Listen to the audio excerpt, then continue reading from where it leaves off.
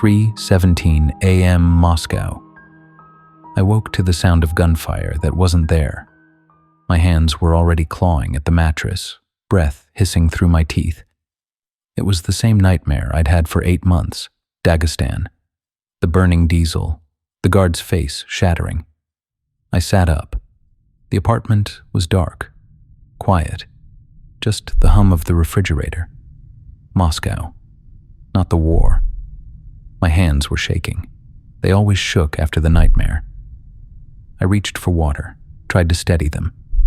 That's when I realized the silence in the apartment was wrong. I got up and went to the bathroom, splashed water on my face, and looked at myself in the mirror. 35 years old, looked 45. The discharge papers were 3 years old now, marked unfit for service due to psychological instability, though the unofficial version said I'd hit a superior officer during a debrief. Both were true. I dried my face and went back to the bedroom, and that's when I heard them. Voices, low and confused, coming from the hallway outside my apartment. I stood still and listened. Not shouting, not panic, just neighbors talking with that concerned tone people use when something's wrong, but they don't know what yet. Then, I smelled it. Faint, almost imperceptible, but there, sweet and chemical, like antifreeze mixed with something floral, something rotting.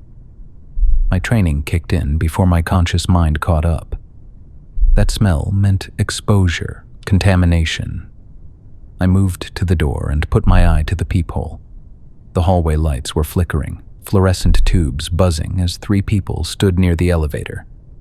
Vera from 712, Maxim, the superintendent, and Elena from down the hall with her door half open behind her. Vera was in her nightgown and curlers, pale and rubbing her arms like she was cold. "Did you hear that hissing?" she was saying. "Like air escaping. I thought maybe the radiator, but it's too warm for heat." Maxim stood with one hand against the wall, swaying slightly, with his eyes unfocused. "It's the pipes," he said, his words coming out slow and slurred like someone drunk. "Old building. Old pipes. Go back to bed."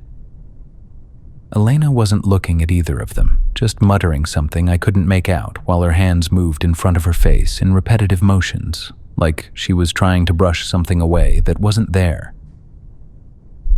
Another door opened down the hall, and a young man I didn't know, maybe 20, probably a student, stepped out and stumbled before catching himself against the wall. "What's going on?" he asked, his voice thick and confused. "I feel really strange." Nobody answered him. They all looked sick, not terrified, not panicked, just sick, like they had the flu or a migraine, and none of them seemed to smell anything wrong. The sweet chemical scent that was making my training scream warnings at me wasn't registering for them at all. That's when I knew.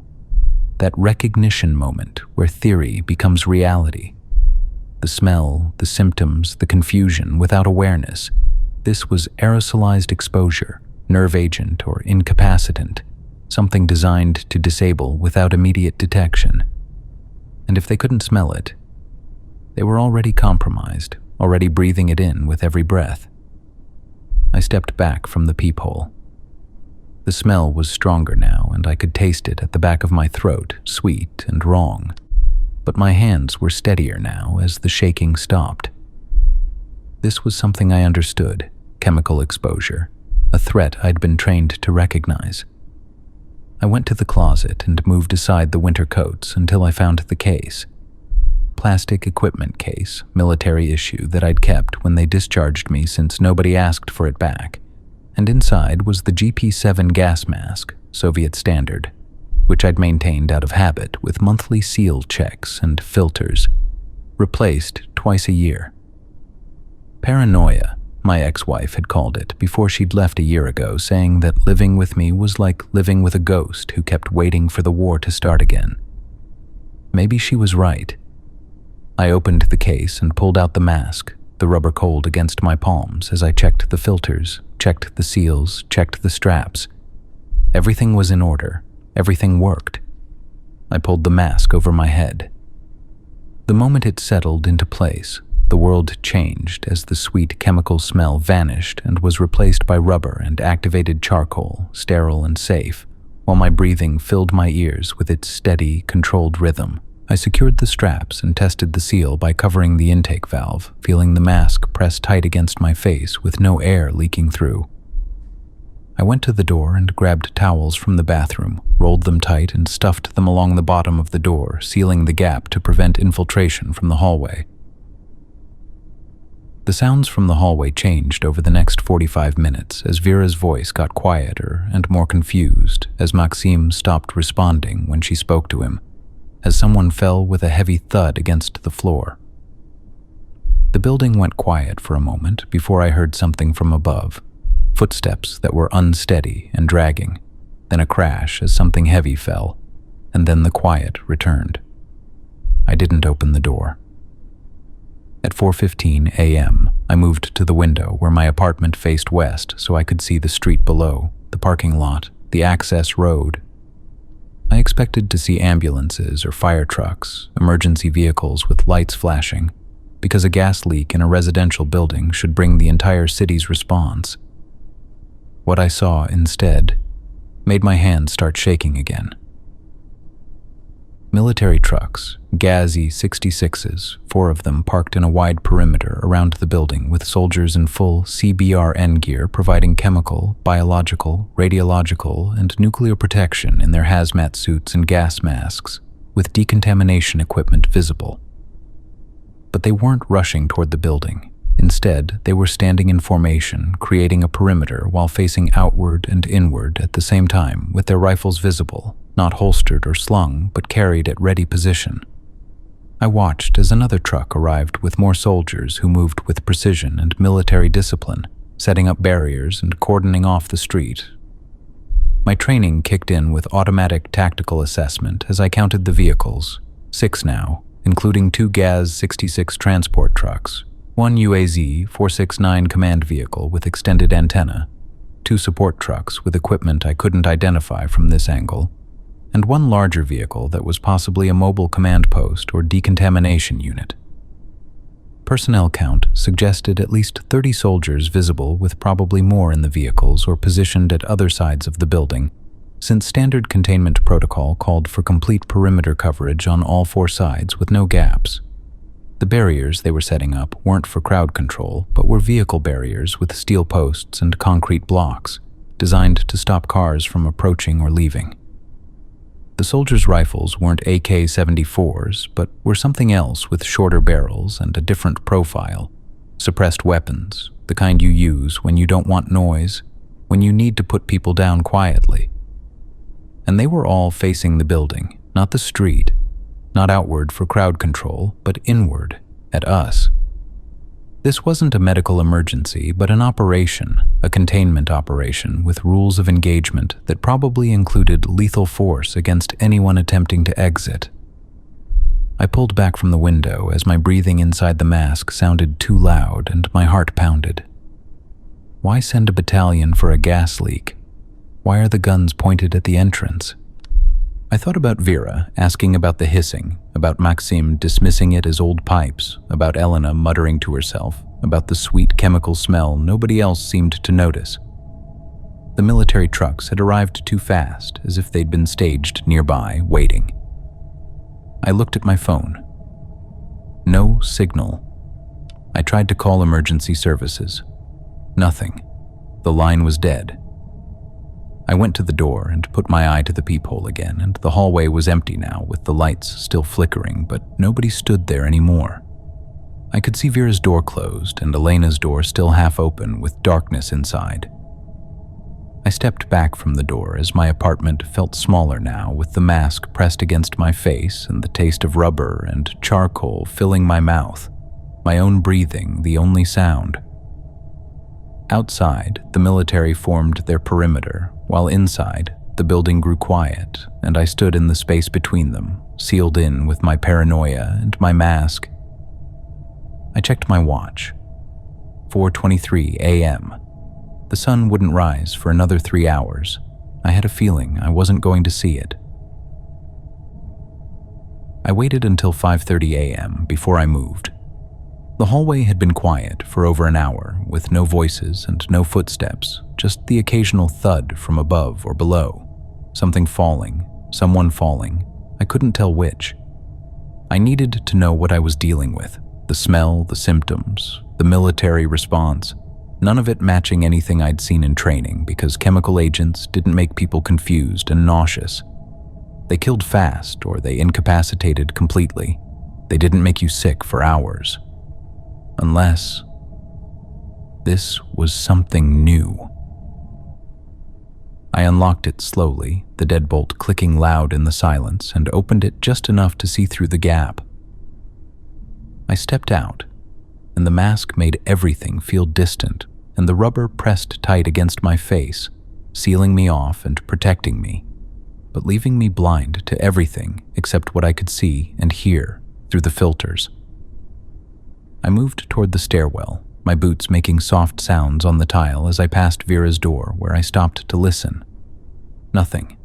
No movement, no breathing. I kept going.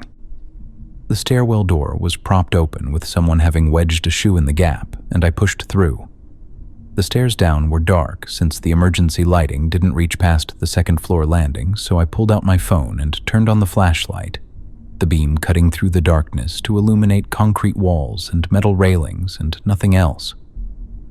I descended slowly, 1 floor, then 2 floors, and the smell got stronger as I went down until even through the mask I could taste it, sweet and chemical, as the filters were working but couldn't block everything.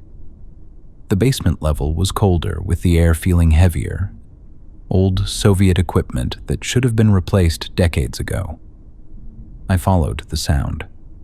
The boiler room was at the end of a maintenance corridor with the door unlocked, and I pushed it open. Industrial equipment filled the space, pipes running along the ceiling, a massive boiler in the corner that was dormant for the season, electrical boxes, water heaters, and in the center of the room, something that didn't belong. 3 canisters.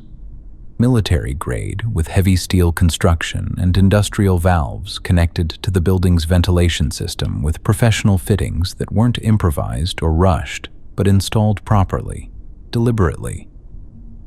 I moved closer as my flashlight beam swept across the first canister, revealing Cyrillic markings stenciled on the side. Alpha Blue, authorized personnel only. A clipboard hung from the main valve, zip-tied to the equipment like something a technician would use for monitoring. I pulled it free, and the top sheet was a monitoring log with a military header dated October 31st, today's date. I read the first line. Field Test Deployment, Building 7, Yauza District, authorized by Order 447-83. My hands were steady as I flipped through the pages filled with clinical language, technical specifications, symptom progression charts, and a timeline. Deployment at 2 a.m. via HVAC system distribution. Compound, Alpha Blue. Experimental incapacitating agent. Expected subjects, 47 residents. Selection criteria, low priority population, scheduled for demolition. Symptom progression chart. 0 to 2 hours, initial exposure, mild disorientation, nausea. 2 to 4 hours, motor control degradation, confusion, slurred speech, loss of coordination. 4 to 6 hours, peak symptoms, temporary paralysis, cognitive impairment, subjects non-responsive. 6 to 8 hours, recovery begins, motor function returns, confusion clears. 18 to 24 hours, full recovery expected. No permanent damage. I checked my watch. 5:47 a.m. Almost 4 hours since deployment. According to the chart, people should be at peak symptoms now, about to start recovery. I thought about Vera's pale face, Maxim's slurred speech, Elena muttering to herself, the drag marks in the hallway, the silence from the apartments above. They weren't recovering. I kept reading and found the resident list with 47 names, most of which I recognized. Vera Kozlov, Maxim Orlov, Elena Marchenko, and my own name on the list. Alexei Volkov, apartment 704. At the bottom of the page, a note in handwriting I didn't recognize. Selection criteria confirmed. Target population expendable. Acceptable risk parameters for field testing. Expendable. This wasn't an accident, and this wasn't a leak, but was deliberate. A weapons test on civilians, on people the government considered expendable, on families scheduled for relocation when they demolished the building next year. On me. I took out my phone and photographed every page of the clipboard, the charts, the timeline, the resident list, the authorization codes. Then I hung it back on the valve where I'd found it. I turned to leave. That's when I heard it. From somewhere above, not the first floor but higher, third or fourth floor, a sound I didn't recognize that wasn't human and wasn't animal but was something between a scream and a grinding mechanical noise. It lasted 5 seconds. Then, silence. I moved back to the stairwell faster now because I needed to get back to my apartment. I needed to think. I needed to understand what was happening. The timeline said recovery, but the sounds in the building said something else. I reached the first floor landing and stopped, pressing against the wall. The hallway was no longer empty. Someone stood near the elevator, swaying with their head down and arms hanging limp. And I couldn't see their face, but I could see their posture that was wrong, like their joints didn't work properly anymore. I watched through the stairwell door gap as the figure took a step, then another, each movement jerky and uncoordinated, like they were learning to walk again or forgetting how. They passed Vera's door and stopped, turned their head toward it, slow and mechanical, then kept moving toward my end of the hallway, toward apartment 704. I waited until they passed the stairwell, then I moved quick and quiet across the hallway to my door. Inside, door closed, deadbolt, chain, towels back under the door. I went to the peephole. The figure was still in the hallway, standing outside apartment 709, Maxim's place, and they raised their hand and pressed it against the door, stood there motionless. After a minute, they moved on down the hallway and out of sight. I stepped back from the door and checked my watch. 6:12 a.m. 4 hours and 12 minutes since deployment, when people should be starting to recover. But that wasn't recovery I'd just seen. I went to the kitchen and got water and sat at the table, though the mask made drinking impossible, so I didn't take it off. For the next hour, I listened.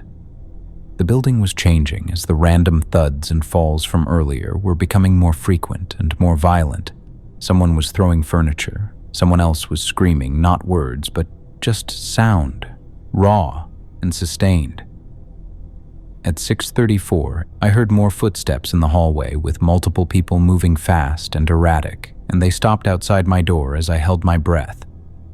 One of them tried the handle and it rattled. They moved on down the hallway. At 7:15 a.m., something crashed through a window on the floor above, and I heard the glass shatter, heard something heavy hit the pavement outside. Then nothing. I didn't go to the window to check. At 7:23 a.m., I heard Vera calling for help.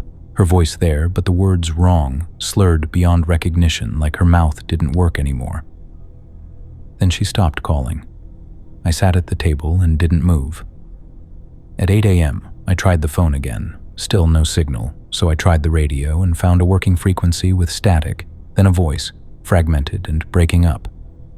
Containment protocol in effect. No entry, no exit. Secure the perimeter. I keyed the transmit button.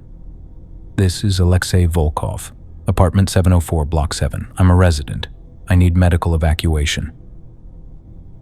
Then a different voice, calm and professional. Resident communications are not authorized. Return to your apartment. Remain inside. Further instructions will follow. I'm a former Spetsnaz chemical warfare specialist. I found the deployment equipment in the basement. I know what this is. The timeline is wrong. People aren't recovering. Long pause with static. Then, stand by. I waited for 2 minutes, then 5 minutes. The voice came back with a different tone, less calm. Identify yourself. Name and service record. Alexei Volkov, Spetsnaz GRU, 15th Brigade, Chemical Warfare Unit. Discharged 2022. I'm telling you, the timeline is wrong. Your recovery projection is failing. The compound is mutating. Another pause, longer this time. How did you survive exposure? GP7 mask. I put it on when I smelled the agent. You're wearing CBRN protection right now? Yes. Silence as I could hear background chatter on their end with voices discussing something, making a decision. The voice came back. Mr. Volkov, you are to remain in your apartment. Do not remove your mask. Do not attempt to exit the building. We will contact you with further instructions. When? Remain in your apartment. The frequency went dead. I tried to re-establish contact. Nothing. They'd cut me off. I sat in the kitchen and looked at the photos on my phone, the clipboard, the timeline, the progression chart that said recovery at 6 to 8 hours. I checked my watch. 8:47 a.m. Almost 7 hours since deployment. From above, I heard another crash. The timeline was wrong because whatever Alpha Blue was supposed to do, it wasn't doing it. The compound had mutated, or the field test had failed, or this was exactly what they'd wanted to test. How long people took to die when the recovery protocol didn't work. I thought about the military perimeter outside, the guns pointed at the building, the way they'd responded so fast, too fast. They'd been waiting, staged, knowing what was going to happen, and they'd locked us inside to watch it happen. The perimeter was still there with more trucks now and more soldiers, plus new equipment including large vehicles I didn't recognize from this angle. One of them looked like a mobile incinerator. I let the curtain fall closed. Checked my watch again. 8:59 a.m. I had a mask and filters that would last maybe 12 more hours, and I had an apartment in a building full of people who were supposed to recover 6 hours ago. The screaming from upstairs didn't stop. The building went quiet at 9:07 a.m.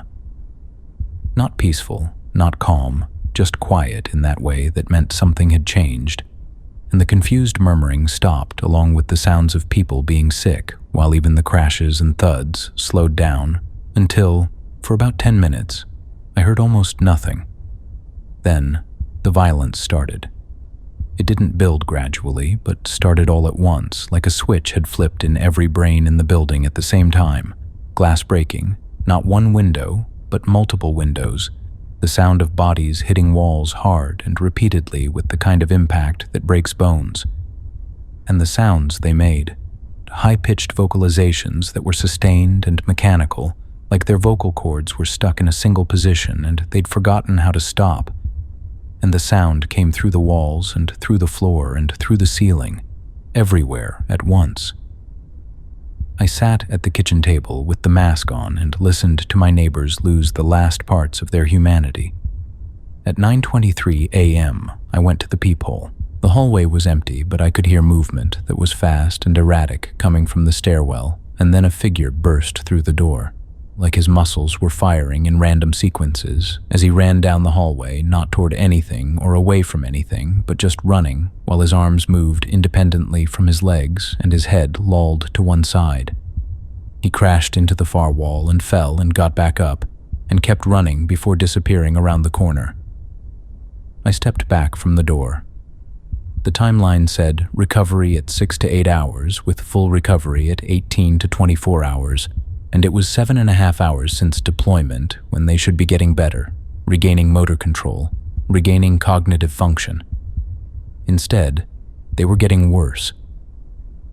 This wasn't recovery, but was collapse, the final stage when the frontal lobe gave up entirely, and only the brainstem remained with its base functions of breathing and movement and nothing else.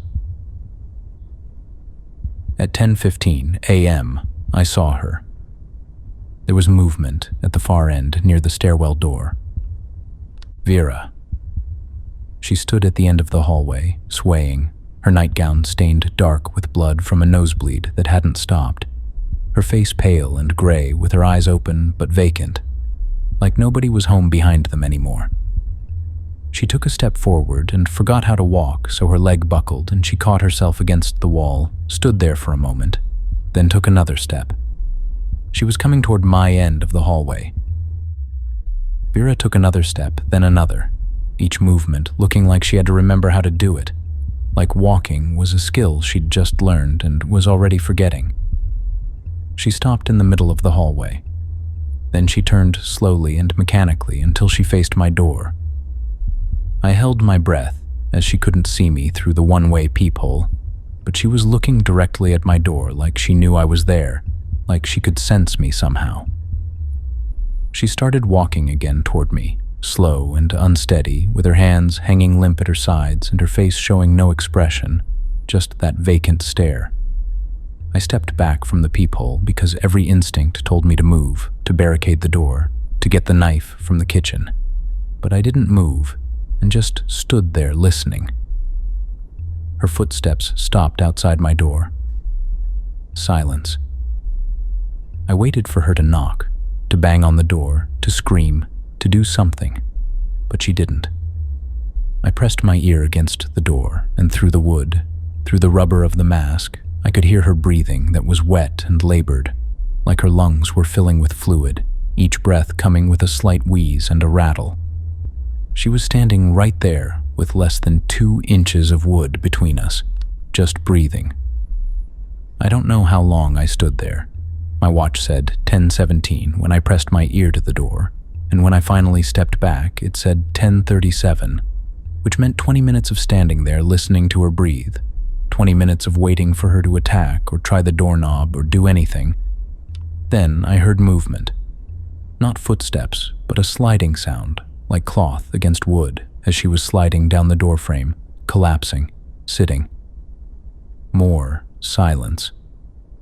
Then a different sound of hands and knees on tile as she was crawling, moving away from my door, slow and dragging herself down the hallway. I went back to the peephole. Vera was on the floor crawling toward the stairwell with her movements weak and uncoordinated as she stopped halfway down the hall and lay there for a moment before keeping going until she disappeared through the stairwell door. I stepped back because my legs felt weak and I sat down with my back against the door.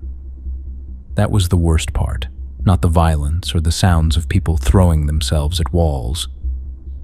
Aware enough to find me, but not aware enough to know what to do. Trapped somewhere between human and not human anymore. I stayed there for a long time, just sitting and breathing and listening to the building destroy itself around me.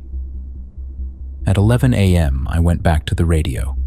I'd left it on the military frequency that had been silent since they cut me off earlier, but now there were voices again, professional and calm, discussing the situation like it was a logistics problem. Thermal imaging confirms subjects are mobile. Multiple heat signatures on all floors. Coordination? Negative. Individual movement patterns. No group behavior. Aggression? Confirmed. Aggressive posturing observed. Physical trauma to walls and fixtures. Subjects are still capable of violence. Cognitive function? Negative. No response to external stimuli.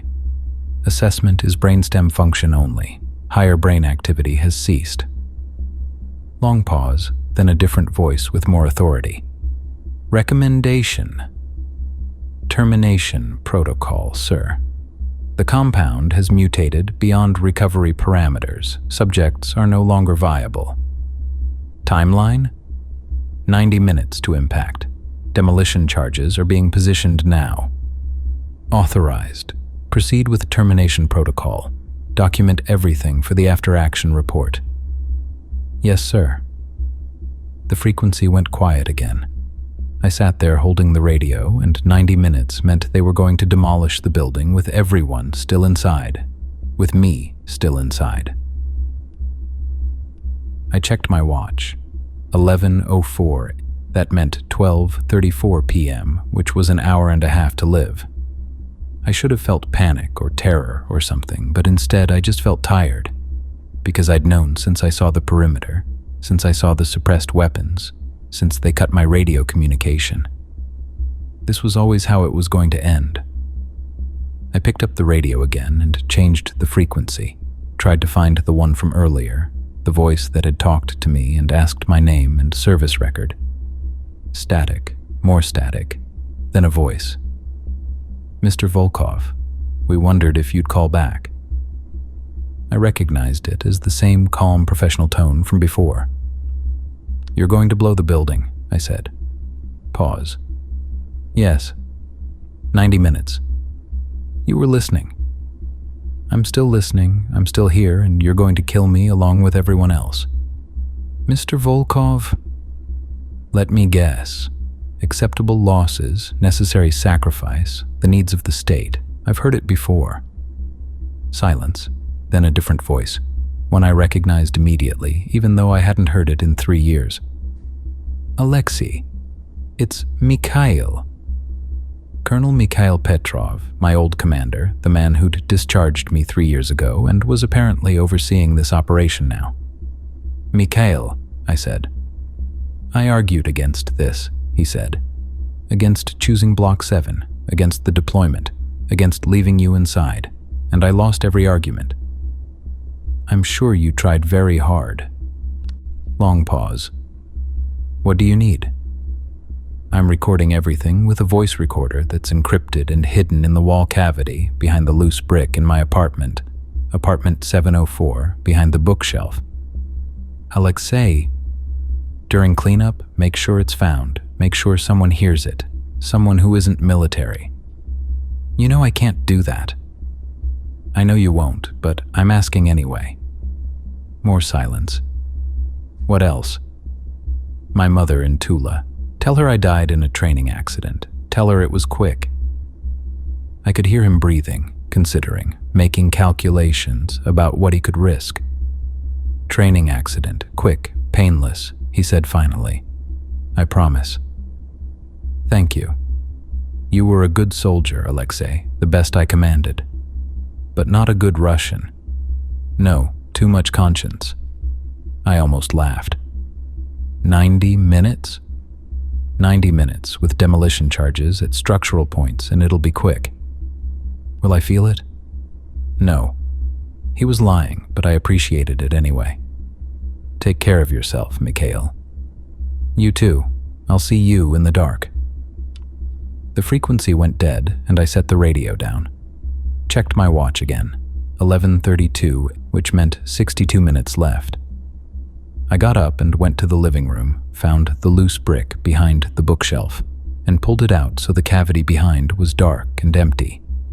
Big enough for a voice recorder. Big enough for evidence nobody would ever find because Mikhail wouldn't look.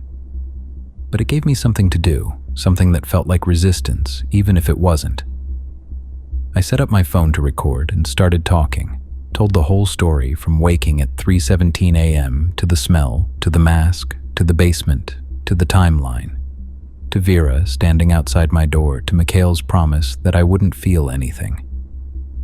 When I was done, I encrypted the file and put the phone in the wall cavity and replaced the brick. Then I went to the kitchen and waited. Outside, the military continued their preparations, while inside, the building continued to destroy itself. And I sat in my apartment wearing a gas mask that didn't matter anymore, and counted down the minutes until the explosion that would erase all evidence that any of this had ever happened. 12:18 p.m., 16 minutes left. I stood up and stretched as my body ached from sitting, from tension, from wearing the mask for 9 hours straight, the straps having left marks on my face while the filters made every breath work. But I was alive, protected, safe, for 16 more minutes. I went to the peephole one last time. I put my eye to the lens. The hallway was empty, while the lights still flickered and the building still hummed with failing electrical systems. Then, I saw him. At the far end of the hall near the stairwell stood Maxime, the superintendent. He was standing and completely rigid with arms at his sides and legs straight like a soldier at attention, but wrong, too stiff, too still. Paralysis. The final stage where the compound had locked his muscles in place and turned him into a statue, conscious but unable to move, unable to speak, unable to do anything except stand there and wait for the end, locking him inside his own paralyzed body, where he was aware but unable to move, unable to scream, unable to do anything except feel the terror and wait for it to end. That was the true horror of Alpha Blue. Not death, not pain, but awareness. Being fully conscious while your body stopped obeying, while your muscles locked, while your brain kept working but your body became a prison. How long had he been standing there? I stepped back from the peephole as my hands were shaking again and the mask suddenly felt too tight while the apartment felt too small. And I needed air, needed space, needed to not be here. But there was nowhere to go. I checked my watch, 12:34 p.m., 2 minutes. No, that wasn't right because that was the time Mikhail had said, 90 minutes from 11:04, but my watch showed 12:31 now with 3 minutes left. The radio crackled. I went to the kitchen and picked it up as Mikhail's voice came through immediately. Alexei, are you there? I'm here. 2 minutes. The ignition sequence has started. I wanted to talk to you one last time. Okay. Silence. Then, do you remember my daughter? Masha. You met her once at the base when she was 7. I did remember. A small girl with braids who was drawing pictures in the officer's lounge while her father worked late. I remember. She drew you as a superhero, you and me defending the city from monsters, and she gave you a cape. I remember. She's 14 now and wants to be an engineer, and she's good at math, better than I ever was, so she'll probably design bridges or buildings or something that matters. That's good. I wanted you to know that something good came from all this, and going to build things instead of destroy them. I'm glad, Mikhail. I'm sorry I couldn't save you. I know. I'm sorry I couldn't stop this. I know. I'm sorry for all of it. I know, and it's okay. I forgive you. His voice broke slightly. You shouldn't. But I do, because we were soldiers who followed orders and did what we thought was right, and when we realized it wasn't right, we tried to stop, and that's all anyone can do. It wasn't enough. It never is, but it was something, and that counts for something. Silence as I could hear him breathing and could hear background noise on his end. Equipment, people, the machinery of state power preparing to erase its mistakes. 60 seconds, he said quietly. Okay. Do you want me to stay on the line so you're not alone? I thought about it, about dying with a voice in my ear, about having company in the last moments, about not being alone. No, I said. Go be with your daughter, and when this is done, go home and hug her and tell her you love her. Just go live your life and let this be over. Alexei, 30 seconds, right? Yes. Then go, please. I want to do this part alone. Long pause. Then, goodbye, Alexei. I'll remember you. I promise. The radio went silent. I set it down on the table and checked my watch.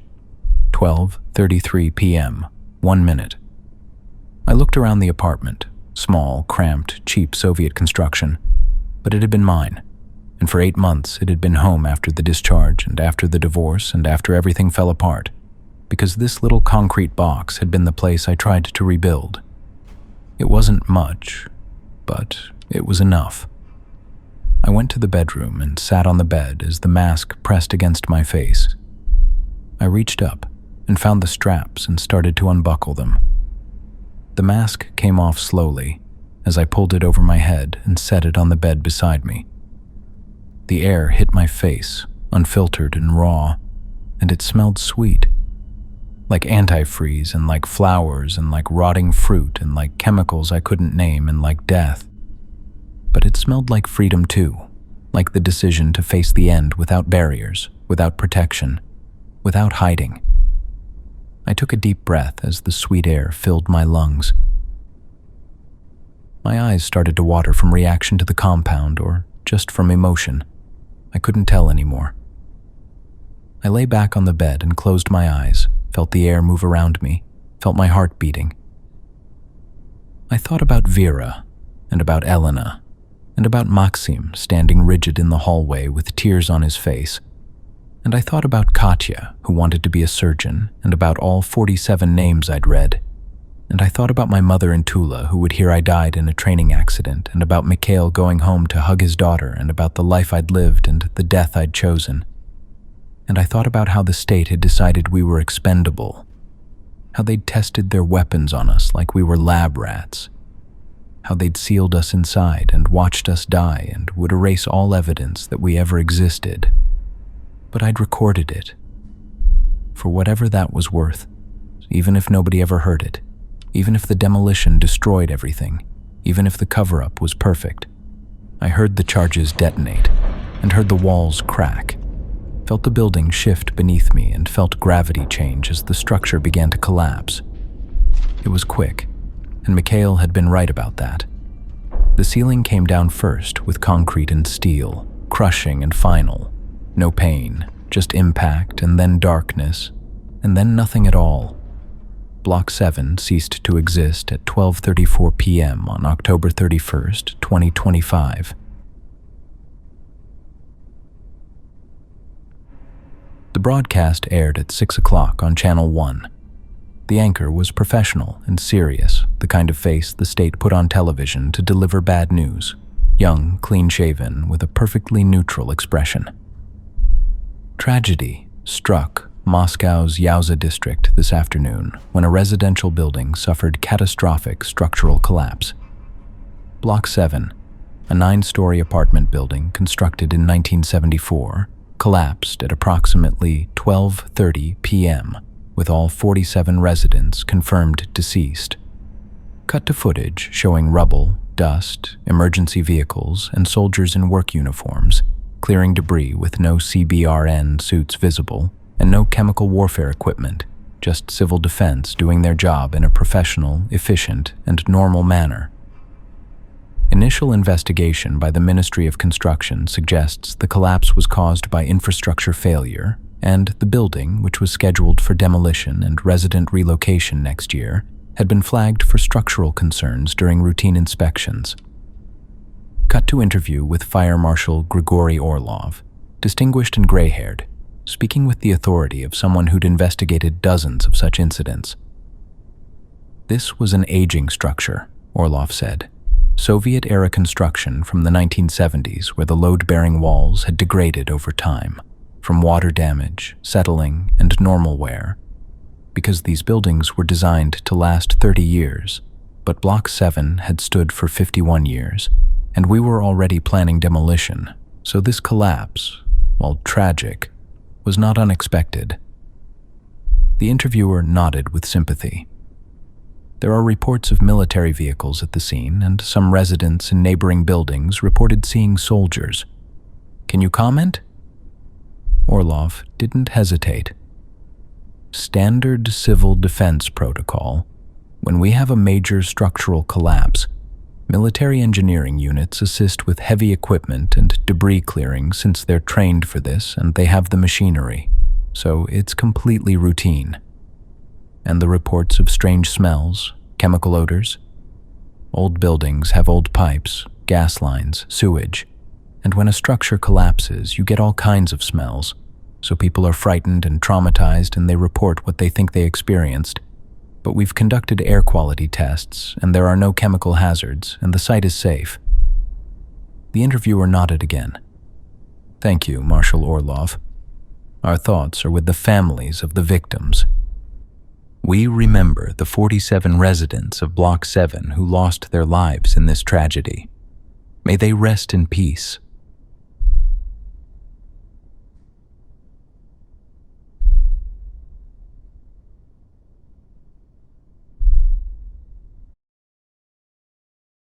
We've reached the end. I'm Rex. I know time is the most valuable thing you have, and the fact that you chose to spend an hour of it here, in the dark with me, I don't take that for granted. If you want to be here for the next one, make sure you're subscribed. Until then, stay safe. Take care.